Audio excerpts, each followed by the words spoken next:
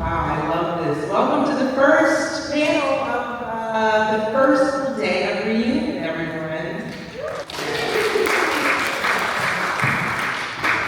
And let me first begin as an alum by just saying welcome home. It's so nice to see everyone from across the class here. It's so special. On the stage with me, we actually have a beautiful representation of what is the legacy of Northfield School for Girls. Whether you were here as combined school or when it was single school, we are all the byproduct of what was the Northfield School for Girls. So it's a real honor to be here on this stage with multiple decades. And, this panel really is about Northfield School for Girls and the particular type of woman that became sort of the byproduct of this school. And, the questions that I asked myself in preparing for this panel is, who is that woman? Is she independent? Is she the type of woman who's willing to bet on herself? And we're going to find that out by learning about the backgrounds of the women who are on this stage and how they entered into the field of entrepreneurship. But before we begin, I want you to know who you have in this room. And one thing that I recall from being at NMH is we didn't really spend a lot of time learning about each other's backgrounds. You were just, Deb from Los Angeles or Tiffany from North Carolina. We didn't know who each other were. So I'll start by sharing that I grew up in North Carolina. That was my home. I was from a rural part of North Carolina. And I actually am from a family of entrepreneurs. And when I came to NMH, is the mic, I hear it popping. Is it going in and out?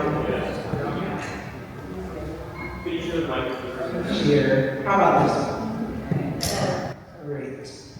So I grew up in North Carolina. I came to NMH in 1994 as a 2-year senior. And I came from a family of entrepreneurs. And they were pretty clear that being at NMH was an opportunity for me to actually become mainstream. That my role, even though my parents, they themselves were children of the 60s and 70s and considered themselves anti-establishment. It was very important for them, for my future, to have sort of a mainstream career, and so they really anticipated that I would get a job with a great pension, either working for the government or for a large company, and that was really what my path was. And when I graduated from college in 2000, I was around the time that most people's ideas of pensions were being solved and replaced with 401k plans. So surprise, surprise, whatever plan I had for my future quickly became unturned. And I then decided that I should probably try something pretty stable and become an attorney. And so that's what I set off to do. And as you'll hear later, there were some turns to that, but that was really my aspiration. And so before we dive into sort of entrepreneurship and our journey, I would love for my colleagues on the stage to really share where they came from when they attended NMH, what year you were here, and what were your ambitions for your initial career. So I'll start with you, Barbara.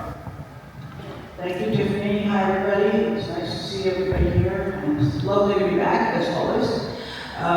When I came to Northfield School, it was 1963, and I was, at that time, living in Kingston, Jamaica, with my mother and father. My father had moved there to take a management consultant position, and I actually was also brought up in the South. I was brought up in Georgia, but Jamaica was really, at that time, my home. I came in, graduated in 1966, and at that time, Tiffany sent us this amazing summary of what she wanted to ask us. And one of the questions And my answer is, boy, no, absolutely not. Actually, when I graduated from Northfield, I thought I wanted to be a nurse. Well, that didn't happen. But I moved from, I went to school in Florida and ended up in Boston after my second year of college, and went into retailing, and ultimately from there went into human resources and human resources development, and spent 35 years in the human resources organizational design area. So that was not my entrepreneurial world. My entrepreneurial world came when my Northfield roommate, who is sitting in the back of the room, and I decided that at 65, and raise your hand, please. Raise your hand, please. That we were going to start a travel business because Anne lived in Italy, and we were both in a situation where it was kind of time for us to do something completely different. So at that, I'll stop, because I know there are more questions now. Thank you. Try this. Hi, I'm Wilder. I'm one of the most recent graduates. So it's definitely good to be back already. I'm really excited to be here. My start to entrepreneurship. So I was part of the Rhodes Social Entrepreneurship course here at NMH, which is a 2-year program which you apply into. And I don't know how long the course has been around, but my teacher was Kim, which I know STEM.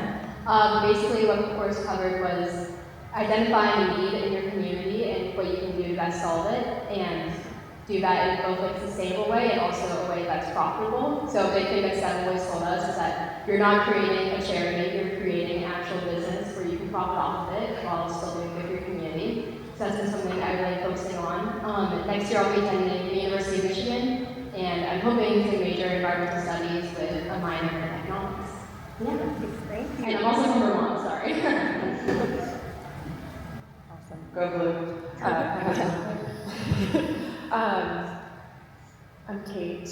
I feel like the 4 humanities questions that at least my class were asked have always ruined my way of answering any question, because I just want to go deep really, really fast.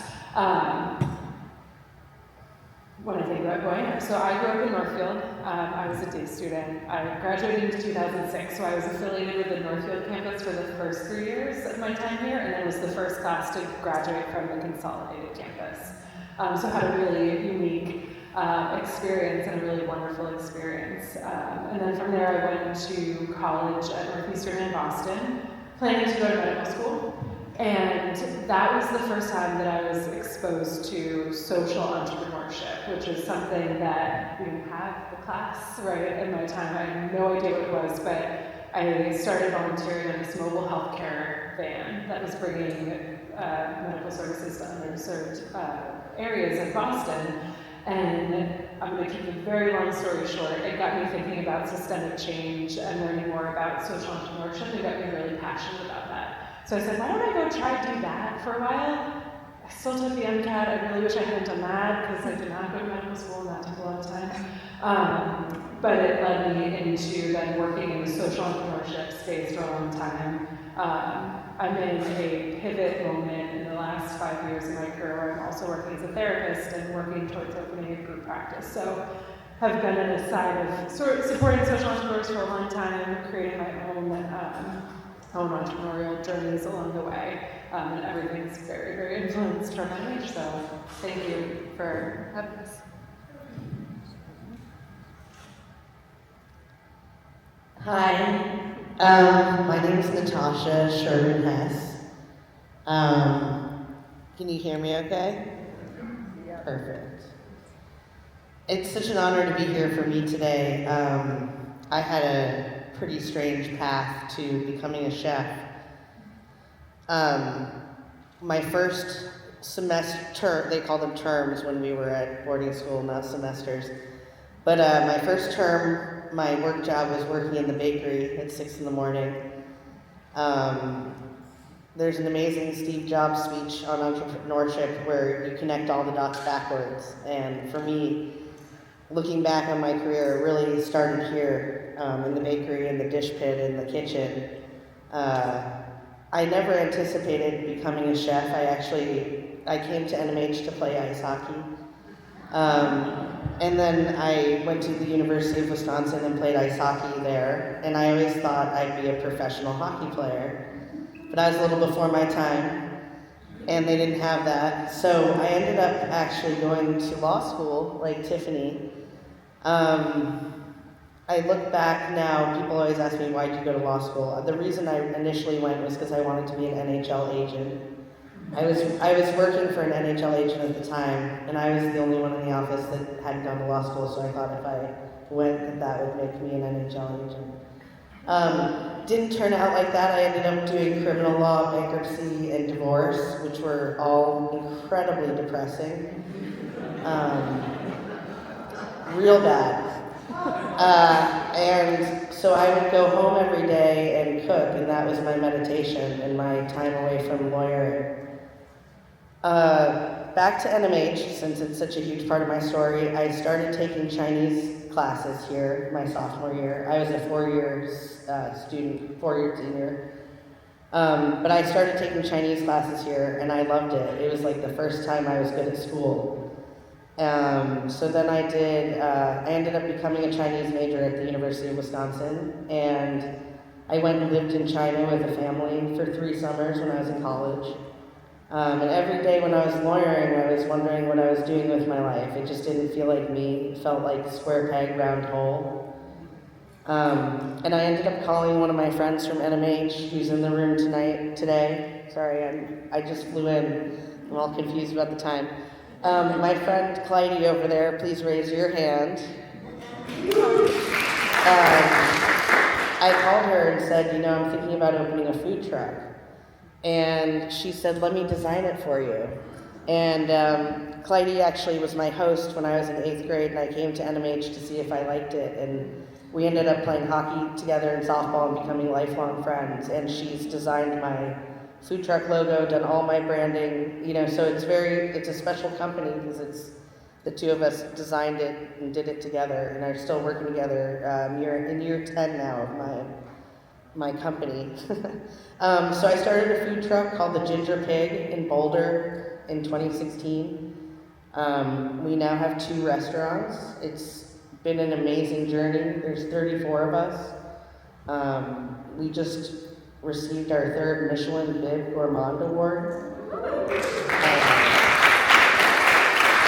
Thank you.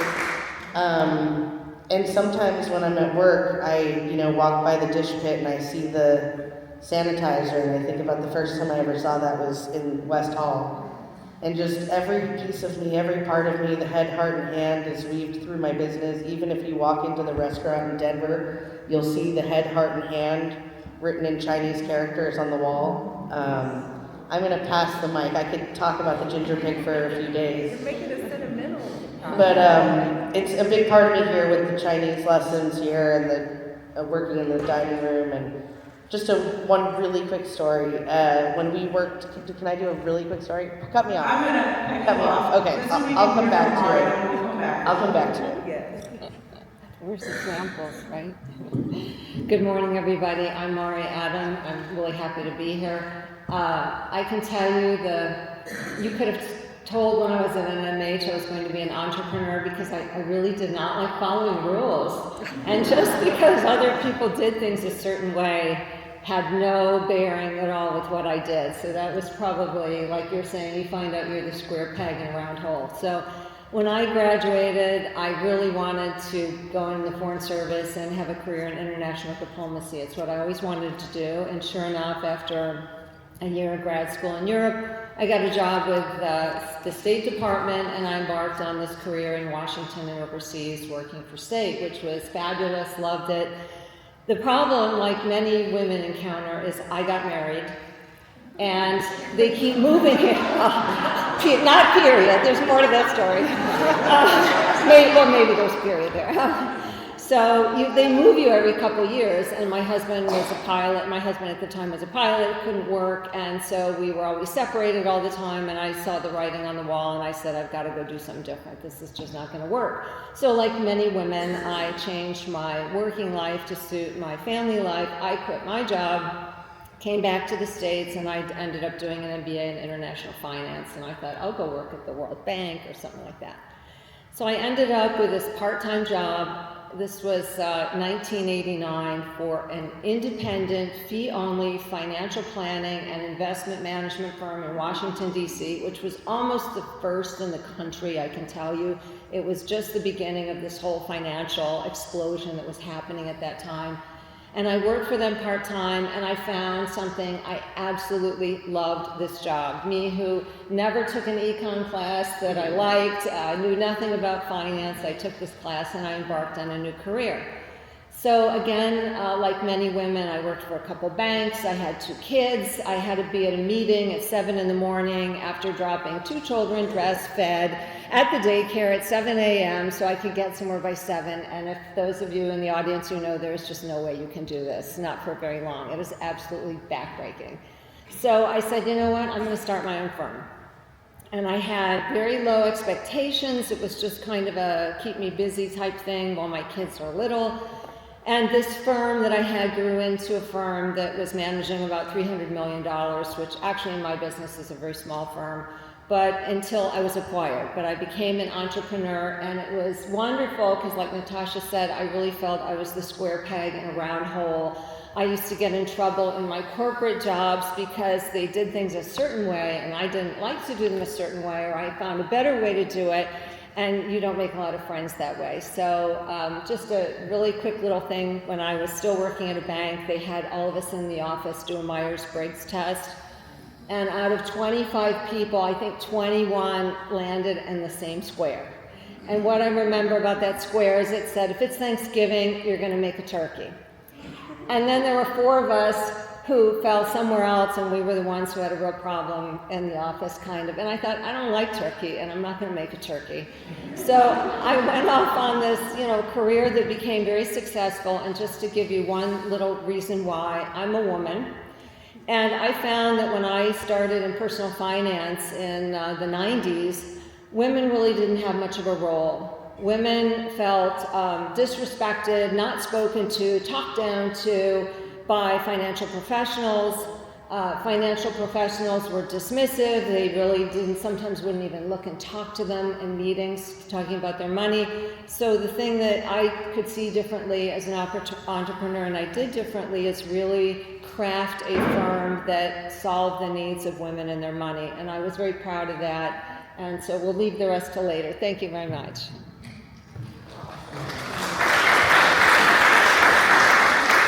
I think you can hear a lot of the dynamic energy that runs across the stage.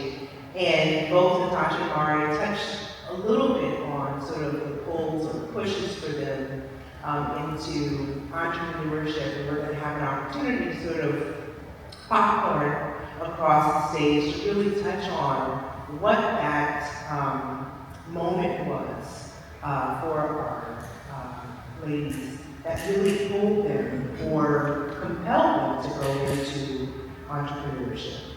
For me, again, I really came as a reluctant entrepreneur. Like I don't hesitate to say that was not really the path that I had set for myself, not because I didn't believe in the power of entrepreneurship. I think a lot of it was seeing how challenging that I had witnessed in my family, and many of them had done it with very little education, that I was supposed to be the person who was going to legitimize the family by having this sort of knowledge with regards to maneuver. The way that I felt that I could do that was by going to a company and learning from a major corporation a lot of insights that they had not had growing up in the rural South. And so the light bulb for me went off when I graduated from law school. I went to NYU Law, and I graduated in 2008, right when the mortgage crisis began. So as you can see, every time I graduated, there was something dramatic that was happening that was causing me to have to really rethink what my plans were. And so the mortgage-backed crisis, when I have been so proud to have graduated as the first in my family to have gone to law school, and we're so proud to have started, and then we get wind through that we're having essentially like a financial tsunami that had never been experienced before. I had lawyers who've been working in the practice for 28 years saying, oh, we've never had this. We had 2 firms, law firms collapse. While I was graduating, I saw many of my classmates who had been to start law school end up having their offers rescinded.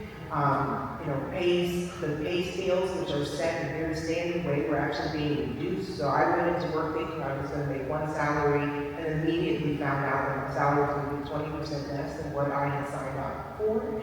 And I think the straw for me on the camel's back was watching the individuals who had been employed at the law firm that I regarded so highly begin to be laid off. And it was in a very,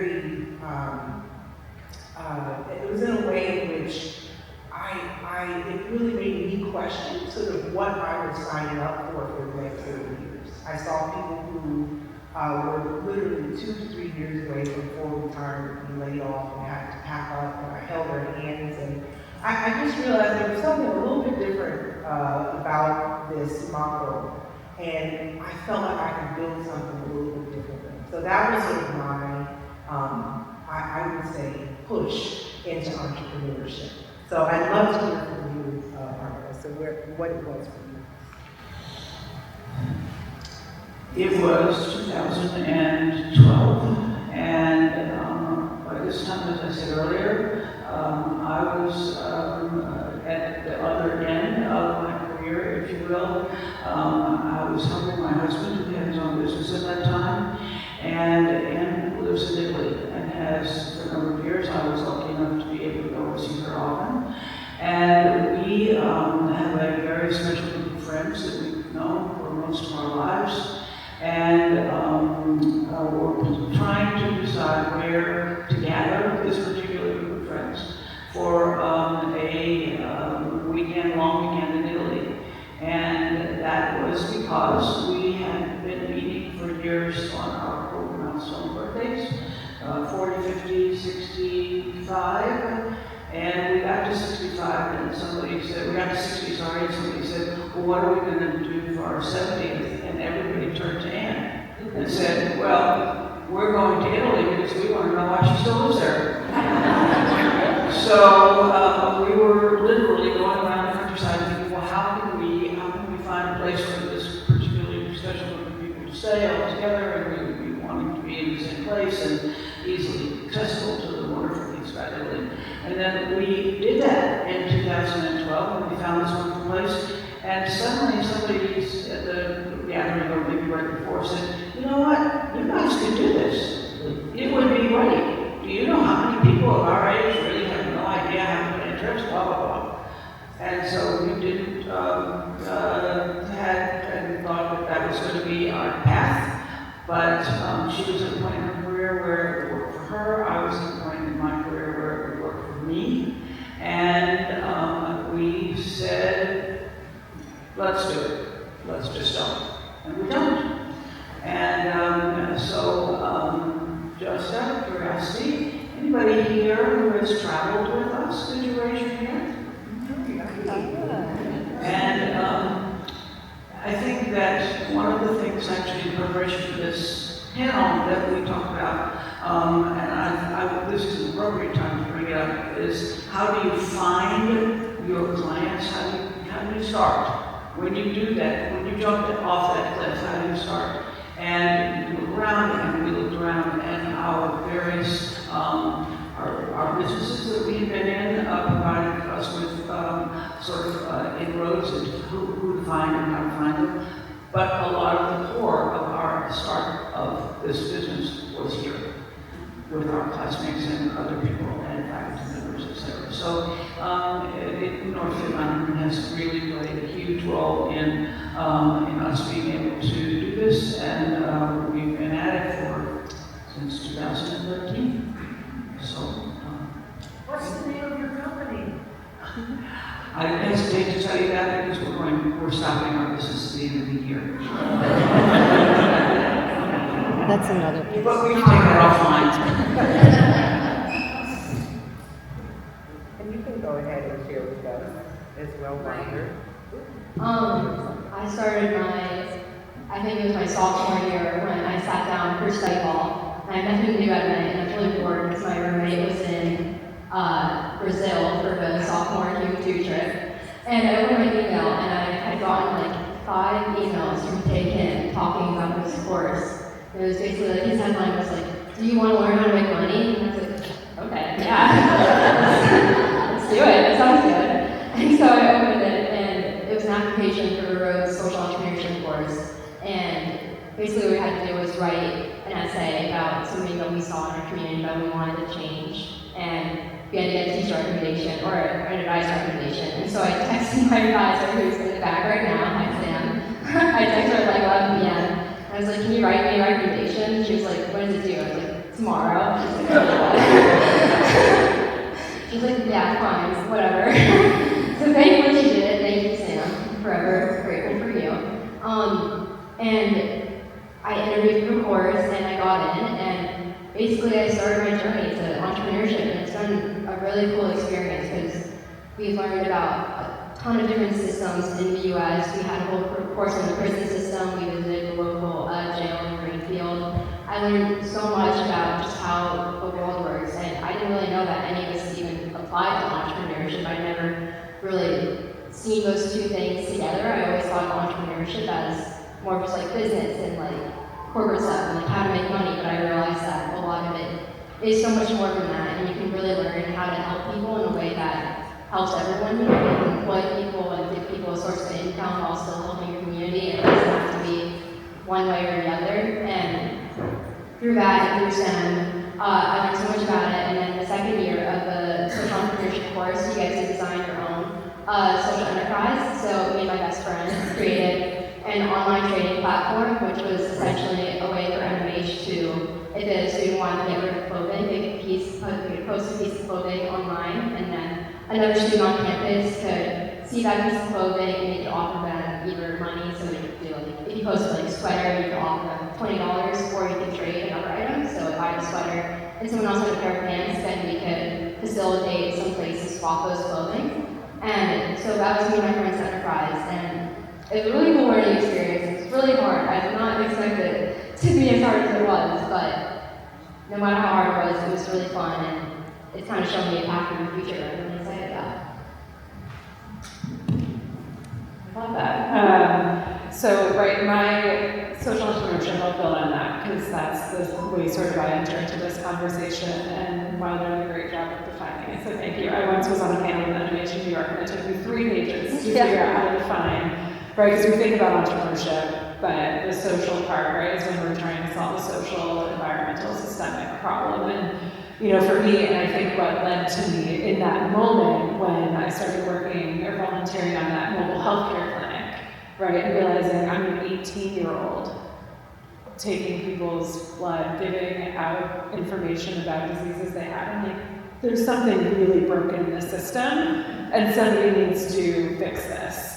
And then I'm like, okay, well, I guess this somebody is somebody that lets their heart be broken enough to say, I've got to do something about that. And I think for many, for myself included, the journey into social entrepreneurship is there's this really big problem, nobody's solving it, we've got to disrupt things and try to figure out a different way, right? And so now I'm in this moment working in the mental health field, which there's lots of challenges, right, in the mental health system, and right, all over again, it's breaking my heart, and I could let that get me down, or I could say, okay, I gotta do something to fix it, right? And that's where then I'm building this, I don't even know what to call it yet, right? But this holistic way of addressing the mental health crisis through an entrepreneurial lens, right? We're taking the entrepreneurial mindset, that sort of independence and business mindset and ways of operating so things can be sustainable and have that systemic change, right? And bringing it to a social problem. So that's sort of what I think about when I can't even remember the original question. That's probably okay with my answer. You think about it, there was the push and the pull to entrepreneurship, and it sounds like you saw a system that wasn't functioning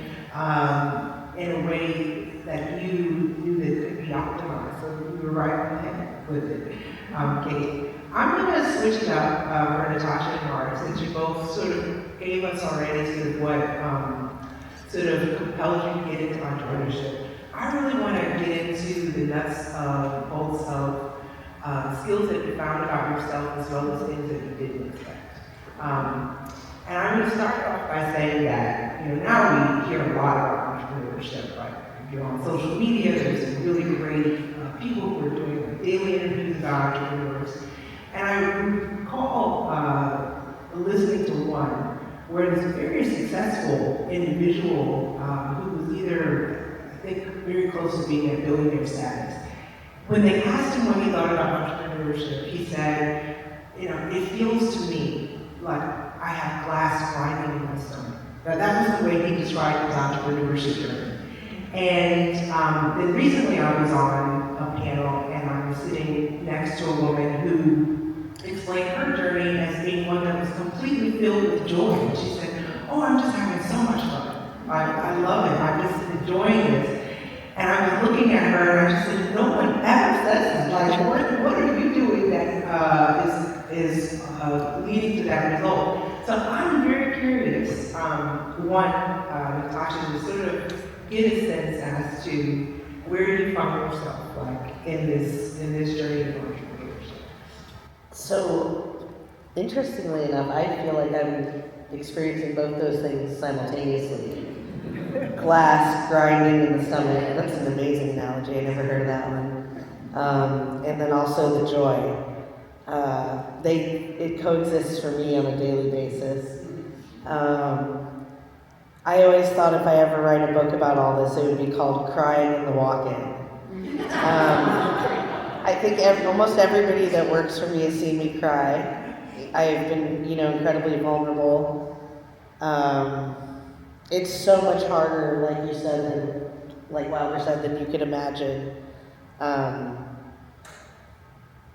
Everything breaks, not just people's hearts, but also the equipment. And for me, I just feel like I'm in the business of problem solving. Like some days I don't even remember that I'm a chef or an entrepreneur, I'm just a problem solver.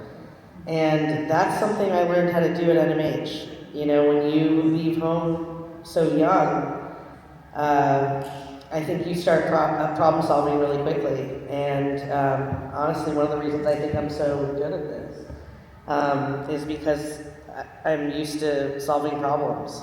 And whether it's something that's broken or whether it's a person that's injured or physically or mentally, I've seen things at my restaurant I never could have imagined. People getting burned, one person accidentally cut another person with a knife, like things that you could never even imagine or prepare for. But having a good support system is what keeps me going, both at home and at work. So I think for me that's the thing that keeps me doing it, because you'd ask why you go back for more on some of those really hard days. But I think being able to step back and see the whole picture and not be too in it every day really helps too. From that, what about you, Mari? What skills do you think that when you transitioned into being an entrepreneur, did you truly get to exercise? And what makes you do that?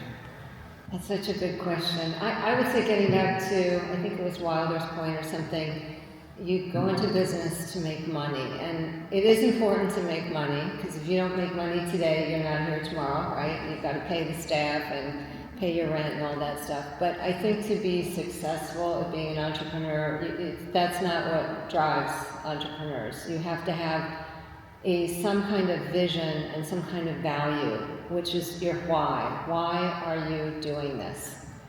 And that's what drives everything. And for me, it was really a desire. Again, I won't get into my whole family background and why this was important to have control over money. But it's so important for women to understand and control their money, because this is what drives every choice they're going to make in their life, whether they're helping their parents, paying for college for their kids, buying a house, getting a divorce, retiring, you name it. And this was the vision. And I came in an industry that had 22% women when I came into it. And by the way, it's still 22% women today. So, but it was really that vision of meeting individual women and knowing they needed help. And that is what drove me I didn't set out to say I want to grow my business or I want to do this or that. It just happened. And because I was always laser focused, and I'm sure Natascha is too in her business, I was laser focused on my client and how I could help them. And they needed to trust me and they needed to understand me. So a lot of the skills of empathy, certainly, you need to be able to put yourself, see things from their eyes and say, this way we're doing things doesn't work. Women don't understand it. Let's change that. So you need to understand, you need to care, you need to be trustworthy. The stories I would hear from some of my clients, things that I don't think anyone ever knew about their lives that they would tell me. You feel like a therapist sometimes. But really driven by this desire to help people and improve their situations. It's a tough job to be an entrepreneur. And I think the other thing is assuming everyone wants to be or everyone is capable of being. They're not. You have to be tough. You have to have a lot of confidence sometimes in your vision. And getting back to NMH, I think doing independent work and analysis and being able to think is so important, because ultimately the buck stops on your desk. And sometimes you're dealing with life-changing decisions for your client, the difference between them not having enough money to live to coming in your office 20 years later and saying, thank God I ever met you, because look at what you helped me do in my life. So you have to want to care for these people and help them, and that's really what, drove me, that caring, but definitely the toughness. Being a mom helps. I think being a mom was good preparation for business, because you learn how to say no. So true. I want to go back to Barbara, and you were really sharing how much leaning into the Northfield community was essential for you, because there is a tremendous amount of courage that I found when I really had to create a new identity for myself. I went from being,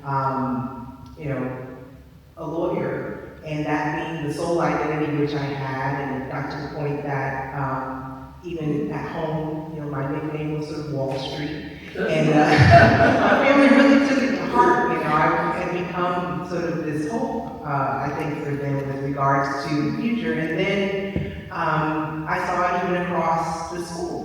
When I came back to NMH, I came first time 7 years after graduation to speak at an event, or to attend an event, and they found out that I was practicing law, and so invited me to more things, and I ultimately became a member of the board of trustees, which I was able to do for 10 years. And quite honestly, I think one of the hardest things I had to do was transition from being sort of what everyone was expecting with that title while I was on the board to really figuring out sort of what my own path was, because no one was really expecting it. And I will say that it was really NMH and being connected to this community for 10 years, which is the longest relationship I had had with any institution, including an employer, and hearing from alumni across graduates. So the beautiful thing about the Board of Trustees is that it's comprised of all the decades. And so I had people who were 30 years my senior who were speaking to me as if we were peers, and it would never have been that if we were in sort of the corporate environment. There was also a large number of lawyers there, and so we sort of gravitated towards each other on the board. And I remember asking them and sort of telling them, about things that I wanted to do, and none of them were surprised by it, which is something that I was very astounded about. And some of them were individuals who, for any of you who happen to know Donald Glasscoff, he was a lawyer who then ended up running a bank, who ended up being a film producer, and he got an Oscar nomination at one point. So it just let me see just how much freedom I had to just be different and try to carve out my own path. And so I have so much gratitude for the school and for the community that we established. And I'd love to hear, Barbara, from you, and then also from Wilder, who's just graduated, about what it was like to move into those communities. Like you, I also had the opportunity to serve on the board for 10 years here. This is prior to the entrepreneurial push and change for me. But it was, as some of you know, it was a pretty tough time in the school's history for me to be on that board. And the ability to realize the needs and to have the freedom to talk about the needs of the school and the school in the future was a real push for me to understand that we all have to prepare for the future in whatever ways are going to be good for us. And I think from the perspective of trying to work through starting something from nothing, basically. It is terrifying. I agree with you, there's part of it that's terrifying. But it was also incredibly joyful, and it was the sense of acceptance of the people that I basically have known, many in this room for 60 years, and at that time I was 50. Both Ann and I knew that people had embraced the idea. We had just started the company right around our 50th reunion, and we got a lot of support. People like the woman over here, what's the name of the company, how are you doing it, what are you doing? Tell us. It was just lots and lots of very supportive and interesting questions, and some questions we hadn't thought of and needed to think about. So the ability to be able to reach into this community, mostly into our classes, but we also are very fortunate that we have a lot of relationships with not only just with other classes, but again, the board really was an interesting way to recognize that people want you to be successful if this is something that you really want to do. So we didn't know we really wanted to do it until we started doing it. And so we're very, very grateful for all of the support and the help that we got from the community. So, great. Who's next? Something that I really loved about my time at NMH is that for me, it's provided the space where people in North Carolina not only support you and are always there for you, but they're also not afraid to push you and they're not afraid to tell you when maybe your idea needs some tweaking or maybe you need to go in a bit of a different direction or I've heard rejection is redirection, whatever they say. But there's always someone that's always there to support you, but also not afraid to tell you when you're wrong or maybe you need to go in a different path, which is something that was really helpful from my time in entrepreneurship here at NMH. I remember when we first started creating an idea for our enterprise, we went through like 5 different rounds of just shooting ideas back and forth, and she'd be like, no, that's not good, no, It was really hard at first, but it was really helpful because sometimes you just have to hear someone else tell you that this might not be the path for you, or maybe this idea isn't going to work. That doesn't mean that not anything's going to work. And that helped us really find what we wanted to do and what we wanted to focus on. And a big part of our enterprise and about social entrepreneurship is that we're not only giving something to the community, but we're also trying to educate the community and giving the a chance for the community to learn something. So a big part of what we did was we posted mini blogs, we had little information sessions on the impacts of fast fashion around the world. And that was a chance for us to learn something and grow and give back to the community that way. And it's also a chance to take a step back from the entrepreneurship side and really look at the bigger picture. So yeah, that's why I appreciate it. Thank you. Now, Kate, I want to, because I had some insights when we met a couple of weeks ago, I want to move you into the area of seasons of entrepreneurship. And what I sort of experienced, and I think helped relieve a lot of hesitancy for me about being an entrepreneur, is that you don't have to be an entrepreneur forever. It doesn't have to be one long continuous time. There can be cycles in which you sort of dive into this work. And you used the term, which I love, which was sort of your portfolio career. And so I really love to understand from you, what side are you on within the area of entrepreneurship? And if you could even tap into the concept of sort of portfolio career and how you manage to sort of balance between this portfolio career and maybe something that's a little less sort of guided within entrepreneurship. Yeah, I think for any of us in this space, it can be really hard to answer the question, what do you do? Well, I do a lot of things, right? And that's where this concept of portfolio career comes in. And I learned that from one of the entrepreneurs, social entrepreneurs that I was supporting. And so for me, I think there's several facets of my career that are really important. Some are steady and more sort of market work is one way to think about it, right? Being part of the system. And then some of it is that entrepreneurial endeavor, and then some of it is, right, work is also more than what we get paid for. So there's community work, there's volunteer work. So for me, right, I spend my days working in an outpatient clinic, doing therapy day in, day out, right? I've been doing coaching and facilitating retreats for women, moms especially, right? That's my entrepreneurial endeavor, right? That it feels like, especially as I'm developing it into a group therapy and holistic wellness center practice, right? I'm in the early stages of that season, right? I need the consistent job with something I'm really passionate about, right? That's directly related to working in mental health and trying to better understand the community mental health aspect, right? To inform how I'm going to do things differently. And then I do community work, right? I run these moms groups that are purposefully, and this is one of the really tricky things, right? Because we do need to make money. And I think sometimes with entrepreneurship, right, everything can become monetized. So to me, it was really important to also think about how I do community work from the ground up at no cost, right? So I spend my time doing these monthly free gatherings for moms across central Massachusetts, right, where they can connect and not have to pay for something that they need to come to. That is a privilege to be able to do that because of the other parts of my portfolio career. So I feel like, and I also have, I worked, if you know social entrepreneurship, you're probably familiar with Echoing Green.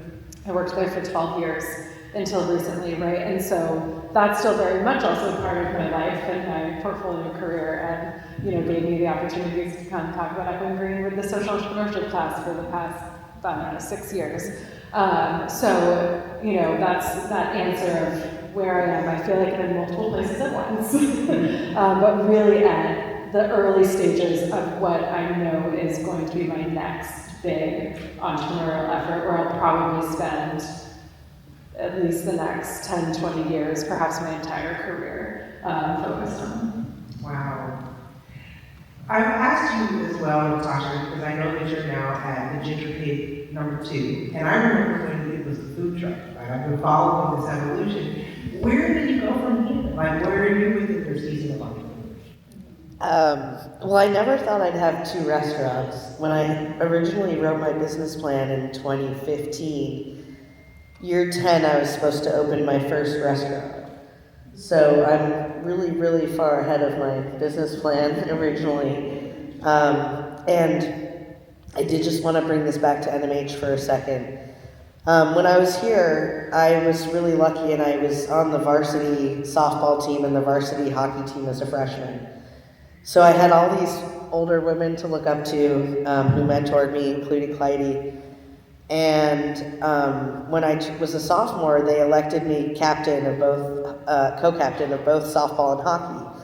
And I was so surprised. I didn't really think of myself as a leader when I was a sophomore in high school or a junior, or maybe by the time I got to a senior I did. But I think that experience of being a team captain at such a young age and being trusted by my peers gave me a lot of confidence when I moved from entrepreneurship to what is it when you make your company bigger and you're not like a solopreneur, you have a company, I don't know what it's called, but now there's 30, of us, and we're a team, and it's just like a hockey team, just like a softball team. I run, because I wanted to be an NHL GM as well. I run my restaurant like a sports team. I play people in certain positions, it's very much like a hockey team. And I learned that here, and it's just amazing to be here today and realize how much of my life was influenced by my time here. And I think now I'm a leader and a captain of this team, and I've moved into a different season. I'm no longer an entrepreneur. But because I started that way, it gives me this advantage. Like, I know how to cook everything. I know how to do the dishes. I've done every job, so I'm not asking someone to do something that I haven't done or that I'm not willing to do. And when you're a leader, obviously that makes a big difference. I'm not walking in with a clipboard and barking orders at people. They've seen me on the floor, fixing things and cooking and doing everything that I'm asking them to do. And I think that's a huge part of being a leader. So I'm, working on becoming a better leader every day. That's the kind of season I'm in. My goal is to do Ginger Pig Hawaii next. My sous chef is actually from Hawaii, and we've been talking about it for about 7 years. I also just wanted to mention that my executive chef, and my sous chef are both women. And it's a very powerful restaurant in that way. It's very unusual to have 3 women leaders, and my GM is also a woman. So it's a very unusual thing in Denver, and we're very proud of the woman influence, and people come to work for us because they want to work for strong, thoughtful women. So it's very exciting. I'm in a really fun season right now. What's funny is I went to, Natascha and I were the same year, and this is exactly what I remember of you. So I'm really excited.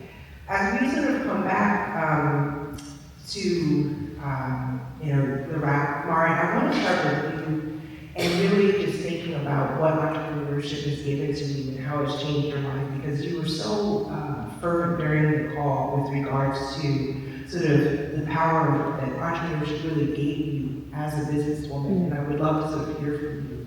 Sure. So I do a lot of mentoring in my years of quasi-retirement or whatever it is I am, young women who are and young men too, interested in going into this profession. And things I would always underline, you do have to be flexible. Flexibility is really important. And no one said the word yet, the AI word, but we don't know what's ahead for the world of work. And it's certainly important to be flexible and be resilient. I think for me, the thing that entrepreneurship gave me really was control over the way I did my job. And it also is a way of ownership, creating wealth that was very important. But I found after I sold my business to a very large national firm, things changed. And I was able to run it with this focus on the client, what was best for the client. And unfortunately, after I sold, the focus changed, as many people find when they sell a business, to what is good for the bottom line. So if you value control and you have a very specific idea of what you want to do and how you want to deliver services, entrepreneurship is a good way to go because you have more control. If you're in a larger organization, you don't. And just kind of as a final mention, you're probably, like Kate said, go through your life in different positions. I've been a government worker, corporate person, an entrepreneur, and you have to be comfortable going through those different types of organizations or roles, and maybe realize that you have skills that are better for one or another. Entrepreneurship for me was really where my skills had the greatest value. When I was in other types of organizations, I had to be aware that certain traits I had were not the most valuable or were somewhat conflictual. I mean, that's just the way it is, and you have to learn to work for that. But I would say for those of you who have students here, who are teaching students here, your administrators, the future really looks so uncertain, I know in my profession, and those tools that you can give a student where they can succeed in many different ways, whether it's running their own business or consulting or working for someone else, you're really helping them adapt to the future, and I think that's so important. What a beautiful sort of segue to really opening this up. If there are any sort of lingering questions, we do have about 10 minutes in which we can open up to any audience questions. If there are any, I'd love to sort of engage the audience. I see one hand. Jessica, do you work for Permanent? I'm going to borrow 2 mics. And then you guys can share.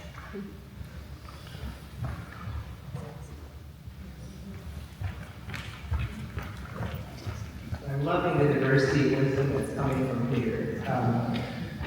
Definitely would have me thinking differently about entrepreneurship. Yes. During your careers, did any of you have mentors? I presume you did, or you're still in contact with them? If you don't mind, I'd like to answer that one. So I would have never been able to do this without a mentor. I actually went into a restaurant that I was eating at, and the chef was really friendly and just started talking to me, and I told her I was opening a food truck. And I asked her if I could intern, and I actually went and interned with her for 5 months. And she took me under her wing and taught me everything I was still using a Chinese cleaver. She taught me how to hold a French knife. It was like a total beginner.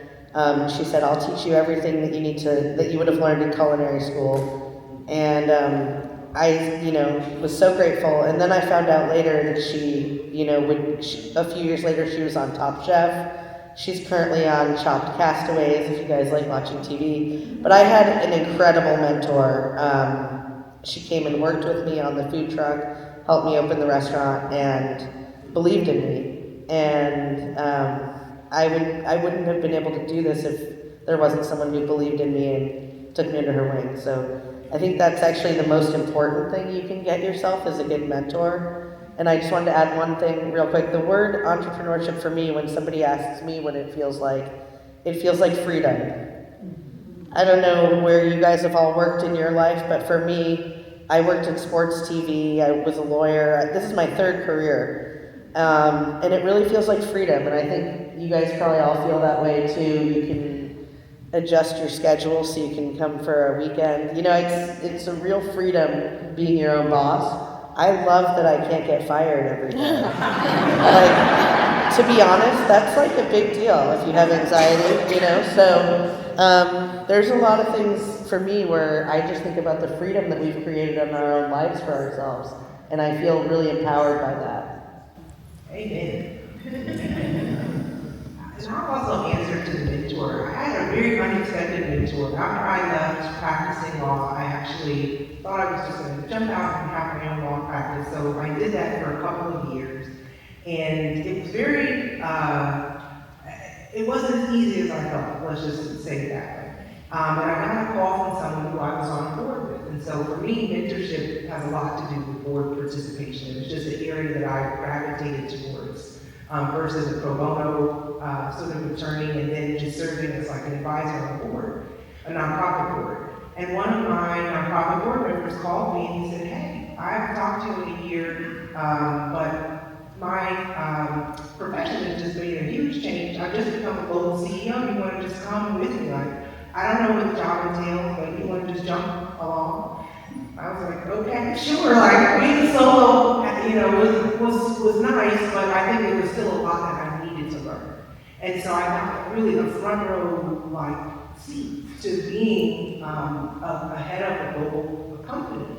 And I remember what I appreciated about it more than anything was the first time that I felt empowered enough to argue with someone and not get fired.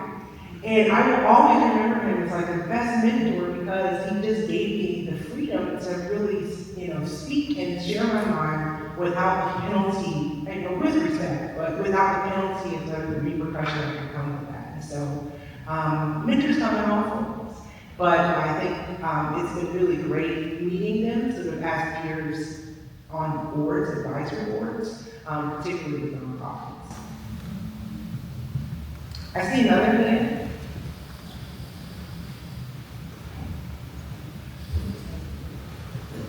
This is a question to anybody on the panel. How have you been able to manage to push through rejection, or people not really seeing your vision or believing in your ideas, and just some advice on how to push through that? I can start with this one, and I'll speak more from 12 years supporting social entrepreneurs at Equine Green, and they got rejected all the time. And the reality is it just sucks, right? It just feels really terrible. I think the antidote is community. it can be incredibly isolating and feel so lonely, right? We haven't really talked about the loneliness that can come up with social entrepreneurship or entrepreneurship in general, right? Because when you are that boss, right, you have hopefully the mentors, but it can be so isolating. And so being in community with other people that get it, right, other entrepreneurs that can really understand, even if you're doing completely different things, but understand what it's like and what it's like to get those no's. Because it's easy to say, right, you're going to get 99 no's for one yes. But I think it's that just making sure you're turning towards other people so that you don't feel alone in the rejection, and then just keep going, right? If you believe in it, then there's something to it, right? So that's what I'd say. I'd add for that too, if everyone says yes, there's something wrong with what you're doing, because you're addressing too broad an audience. I mean, that's kind of a marketing answer, but and you get tough skin. I used to tell, you have to have somebody who wants what you are doing, who needs what you are doing, and who can pay for what you are doing. And if those three conditions aren't met, they won't be your client, for example. And it's not everybody, so that's okay. I was just looking at this from a slightly later in life change. I think for me, I couldn't have done this without another person. I couldn't have done this particularly without Anne, who was on the ground in Europe. Most of our clients are are going to Europe. And having the ability to be able to bounce stuff off of another person who is in the exact same situation as you are in, and decided to do this together, that was invaluable.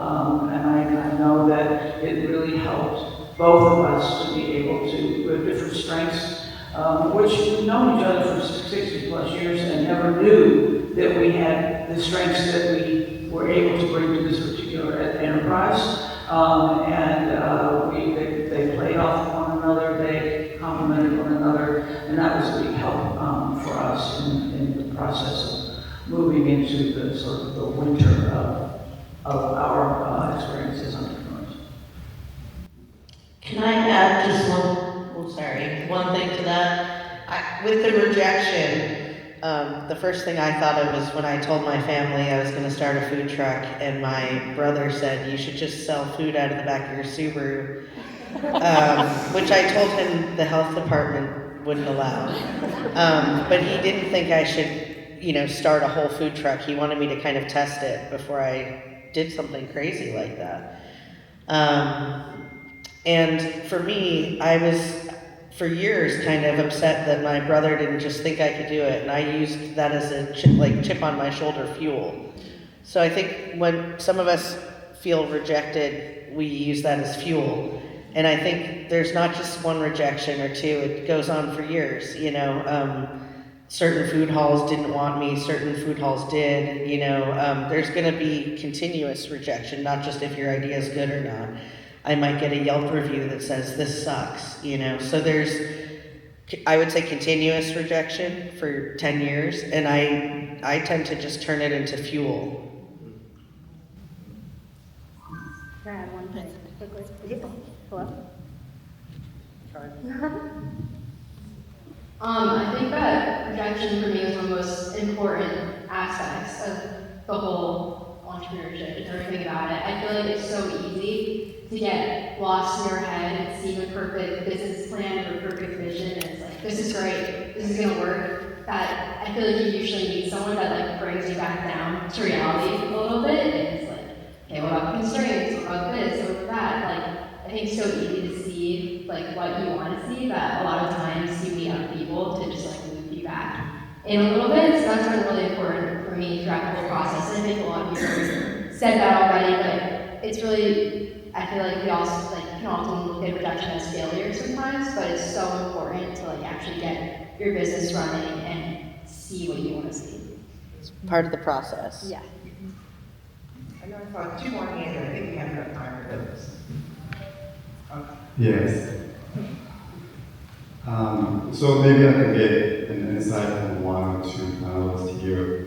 So I've been exposed to two different continents where opportunity is not equal for women to kind of excel or move up in life or kind of explore the entrepreneurship routes. I guess my question here is, what could you change? What is one thing that could change when it comes to like entrepreneurship ecosystem or to better support women founders want to move up, right? I've seen a shift here, even in America, where women are now more have more opportunity to actually move up in their career, right? What advice would you have? What's one thing that you would change in an entrepreneurship ecosystem for these founders? Does that make sense? So the question was with regards to the ecosystem and how one would look about change in the ecosystem, particularly with regards to female founders. And I'm thinking, Kate, that may be your wheelhouse. So let me pass that question to you. Yeah, so at Echoing Green, right, this is something that we thought about a lot, and in the past few years, I keep saying we, I'm not there anymore, but I'm still part of it. You know, we have to have an ecosystem approach to social change, right? And, you know, Echoing Green, we get thousands of applications from entrepreneurs, social entrepreneurs all over the world every year, and we accept 1%, right? So it shows that there's a huge problem with getting funding, especially globally, and I think that's when we have to, number one, look into unleashed places, right? There are a lot of places supporting social entrepreneurs across the globe that use different language, right?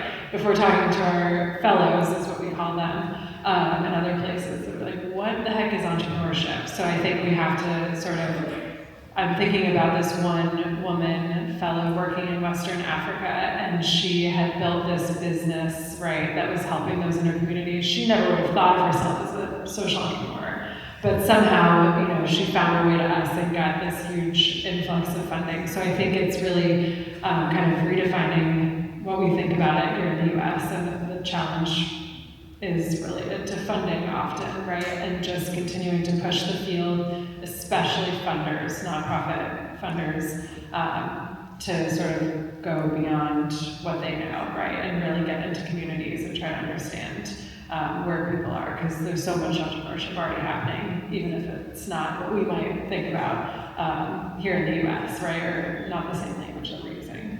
I don't know if that fully answers your question, but we can definitely talk more. Okay, can I add something? I'd say too, just from the work I've done on women and money, is anything that is an impediment to women participating in the workforce, which is probably number one, childcare, and now is becoming some kind of adult caregiving. So just keeping or permitting women to participate in the workforce is hugely important, and that's probably one of the most important places to start, if we could. I think, Marie, you had a question to close Last out? way to close out, which is, when someone's thinking about being an entrepreneur, what's a quality or characteristic that has brought you through your journey that you would say you really need to develop or make sure you have? I love that, because I think we can each go down the line and share what quality you think. One more question? Oh, okay. All right, we can add a second and we'll do the return. So companies are structured in a lot of different ways. They have like employee-owned companies, they have companies where corporates and unions and have single proprietorships, and ones that are totally exempt. And how would you navigate the employee-boss kind of relationship? And do you think that there are certain companies where women actually get more advantage than other ways that businesses are structured in your experience? You sound like a lawyer. All kinds of things. I can speak to that, and then I think also having us go down to share the entrepreneurship qualities as a way to close out would be a good ending. With regards to the corporate structure and what works well, you know, what I always advise with regards to even starting a business is that the form follows the function of the business. So I think you have to really determine what type of function works well for you. You know, you don't necessarily have to have a corporate umbrella to operate as a business. You know, you can begin as a sole proprietor. You can begin as an association. You can begin without all of the formalities that are needed and see whether or not this actually works for you. And when you start out without sort of corporate form, that removes all the hierarchy with the business, because what you're dealing with is a number of collaborators who work with you. And then with respect to figuring out sort of, you know, which enterprise form works well, you know, I think there has a lot to do with, again, sort of the function of the business. If you're going after something that is going to be heavily motivated by profit, then that leads you down one particular path.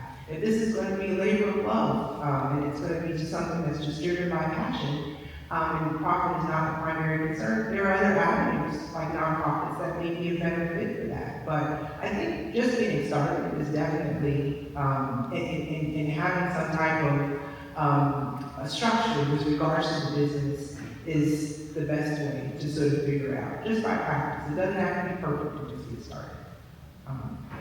But I will say, so that I can sort of just touch on sort of what I think has helped prepare me for the 13 years of weathering the storm of entrepreneurship, is resilience. I think that's something that I have had to wear. And I think that came definitely from sort of understanding that not only from the school, but I think, you know, my background and what brought me to the school. You know, I feel like when I began, I shared so much how important NMH was for my family as a way to sort of legitimize us, like with regards to education and profession. But there were so many skills that they had as small business owners, which I think are essential to what has made me successful like today. And I would say resilience was the number one thing. And so I think not forgetting the values that came from my own home that were amplified by my NMH experience, and you know, I was able to appreciate even more when I collaborated with classmates. But I think that's what helped me. I think for me personally, and I can't speak for Ann, but I will speak for the combination sort of us. I think creativity for us was a big one. We had to know that we had a lot of resources available to us, but we needed to understand, learn how to put them together in ways that were going to be appealing and exciting for our clients. Patience. We work with a lot of different kinds of vendors who we are trusting and counting on to do the best job that they do once we put our clients in touch with them, and a sense of humor. I want to tie this back to NMH a little bit. It's not exactly a quality, more of a title. I think that being a resident leader at NMH has been one of the most important things to me, especially in this journey of entrepreneurship. My girlfriend is sitting in the room right now. I'm not just saying this to say it, I promise.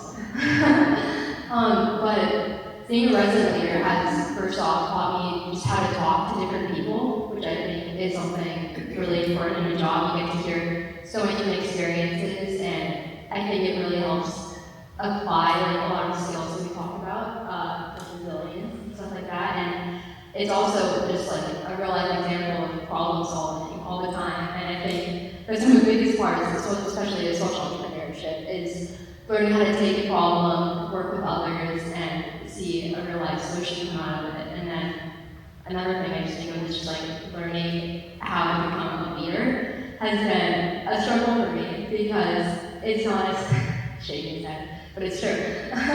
It's not really necessarily a role that I ever saw myself in as like, oh my gosh, these girls are looking up to me. So that's been something I really had to get used to. I'm so grateful that I was able to, because it's taught me so much about how to be a good role model and how to set myself up for success and how to set a good example. And I think all those things are really important in entrepreneurship. I think I'd say two things briefly. So I think it's just a practice more than quality of continuing to return to that for humanity question of how then shall I live, right, in alignment with my purpose, with who I am, with what I care about. And so I'd say then that I think the most important thing for me has been showing up, no matter what, right? Showing up and sitting with pain, discomfort, joy, celebration, right? And just showing up. So when the question was asked, I thought there were three answers. One was resilience, two was resilience, and number three I thought also was resilience.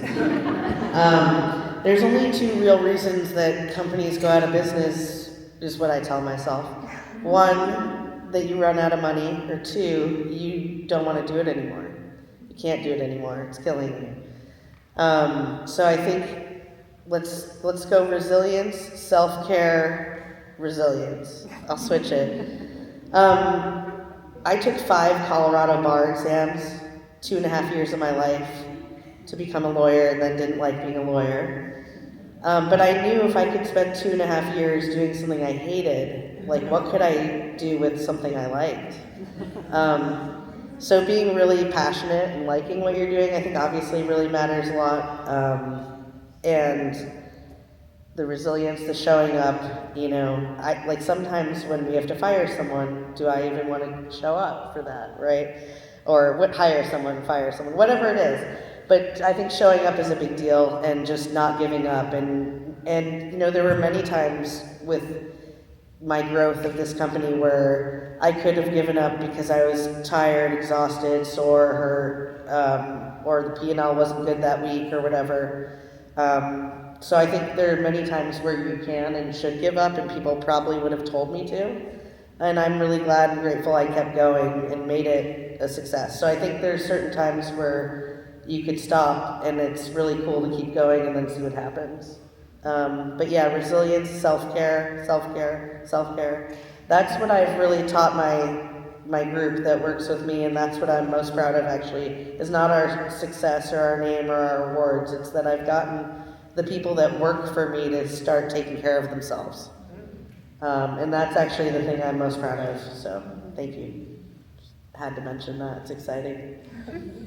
So one thing, I don't know if it's come up before, and I think it's very easy to lose sight of when you're an entrepreneur or business person, is listening.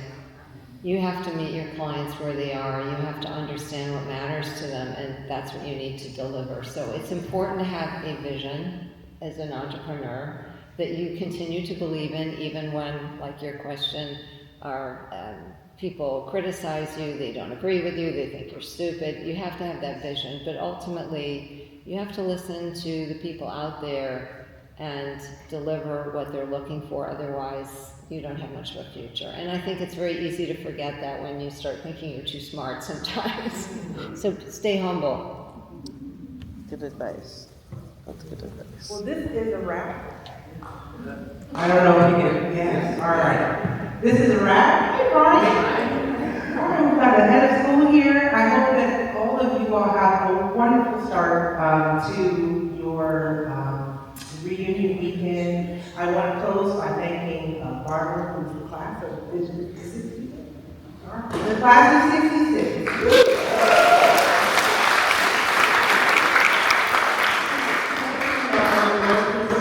Girls, who was the inspiration for this panel today. I want to thank Stacey for being a liaison and helping really spearhead it. She's also the voice of the NMH radio.